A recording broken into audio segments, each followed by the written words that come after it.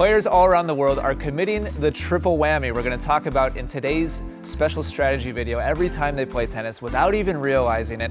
Triple whammy means it's a single decision to aim for a particular target that shoots themselves in the foot 3 different ways at the very same time. Let's talk about what that is, and let's go right to the analysis board here. Thank you so much to Richard Ortiz for submitting this video. Thank you so much for watching, Richard. Thank you so much for sending us your footage. This is fantastic footage, by the way. If you'd like to be featured in one of these videos, just send a link in the comments down below. But this angle, this setup is absolutely perfect. So Richard, great job. So let's watch this point that we're going to go through really quick. Got to return a serve down the middle, running around a backhand to hit a forehand, then a running forehand, and Richard hits a winner. So Richard won this point, but it's in spite of a decision that he made in the middle of it. And I want to make sure all of you understand exactly why it's a problem. So after his return of serve, his opponent tries to hit him a backhand, but he moves around to hit a forehand instead, which is fantastic. And from here, he basically has 2 primary choices. He can either hit this inside out, which means from his backhand side as a forehand, cross courts, or he can hit it inside in, which means his forehand from his backhand side down the line. Those are his 2 primary choices. And he chooses to hit the ball down the line. This is the triple whammy play. There's 3 reasons why that's a bad choice. Reason number 1, he's hitting back to his opponent's strength, his opponent's forehand. He has equal opportunity to hit to his opponent's backhand. Now, I didn't watch the entire match against these 2, so is it possible that this person prefers their backhand? Yeah, it's possible, but not very likely. Most players prefer their forehand side. So for Richard, being in a really balanced, neutral position, he just did a great job moving around his weakness to hit his strength. And so to hit his strength back to his opponent's strength instead of his opponent's weakness, this doesn't really make a whole lot of sense. That's whammy number 1. Whammy number 2 is geometry. Geometry meaning by hitting straight, the net is higher and he's got less court to work with. He's hitting just directly baseline to baseline, straight ahead. When he goes cross court inside out, there's more real estate to work with. He's got more margin for error. Plus, it's going to his opponent's weaker side. So that's whammy number 2. And reason number 3 why this decision puts him in a bad spot is he's hitting himself out of position.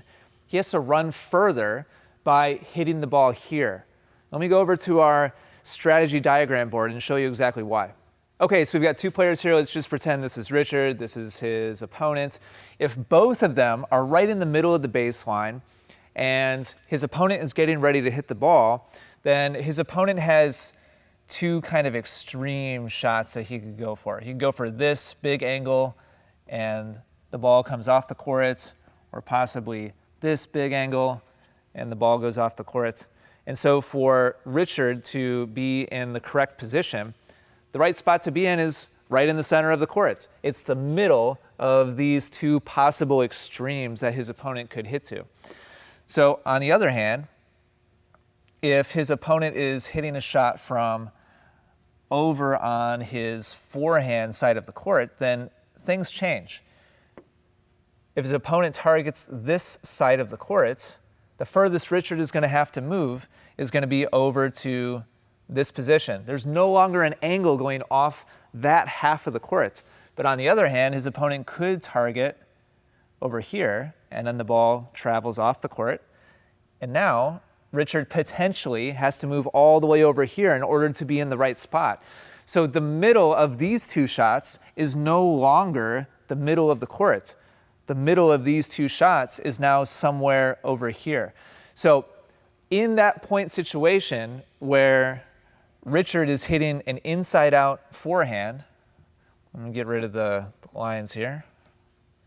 So in that situation where Richard is hitting an inside-out forehand and his opponent is right in the middle of the court, when he chooses to hit a shot over here, anywhere on this half of the court, he has to position himself over on the other side of the court to be in the right position, because his opponent's possible shots spread out in this direction. Richard has to put himself in a position to be able to honor that possible angle from his opponent.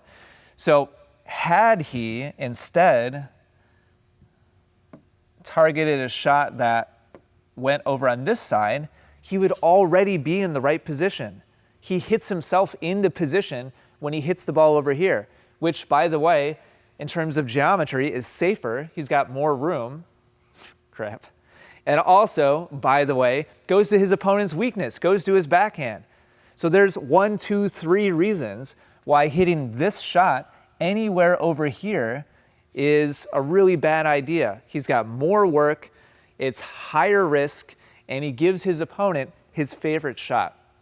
So now that we've kind of broken it all down, let's go back to the points and you'll see exactly what I'm talking about. All right, so here's the point again. Here's Richard, here's the exact same point. Return a serve down the middle. His opponent gives him a ball that he's able to run around. So here's that shot.